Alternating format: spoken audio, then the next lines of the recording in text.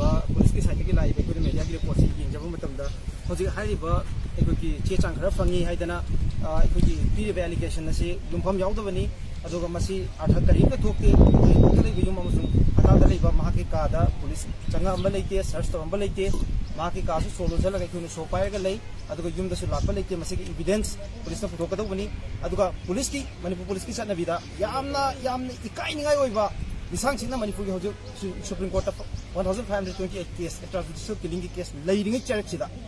अखोगी मी हालगा innocent peoples मैम हातोगा नुपी रेप तौरगा तोंगा तोंगा क्राइम मैम तौरब मतुंदा मी दु सीरकादा विक्टिम दु सीरब मतुंदा विक्टिम दा अरानबा मैम हाइजनबा युमफम यावदबा ब्लेम मैम तौबा क्लेम मैम तौसनबा एलिगेशन मैम तौबा सिगी चटनबीजे ngasi पुलिस डिपार्टमेंट सिगी रेस्पोंसिबल ओइबा पुलिस कांस्टेबल ऑफ द सथरपति थवंग मसी सु चप मानबा मणिपुर गवर्नमेंट की मखादा लेबा मणिपुर पुलिस डिपार्टमेंट की दिसांग सिना तथरप फेक इनकाउंटर गुंबा एक्स्ट्राजुडिशियल किलिंग की केस अमनि हाइबा केस असे अदुगा फिल्म से अखोइना थंजनिंगबदी ममांग की मार्च की तांग तरादा मा सस्पेंड लेरबनी नंदोगा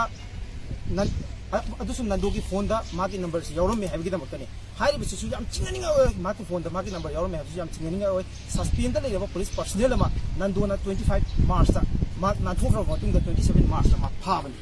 अदुगी ममांग कई इंट्रोगेशन तौदबनो इंट्रोगेशन तौरब मतुंग दा लो की मतुंग इन मंगोदा पिफम थोक पचैरा करिमो मरा लेयदि पिबि यात्रा अदुगा ngasi फौदा अंटिल मासी गिल्टी ने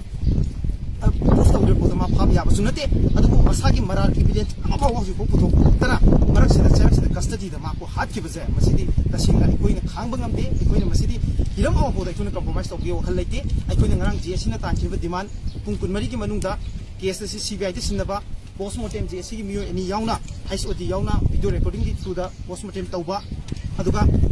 culprit che athuba matamda whoever is responsible ayo oyera hailo case na chenariba khudimak interrogation tawda yawriba khudimak asigi mapu thongba police personnel khudimak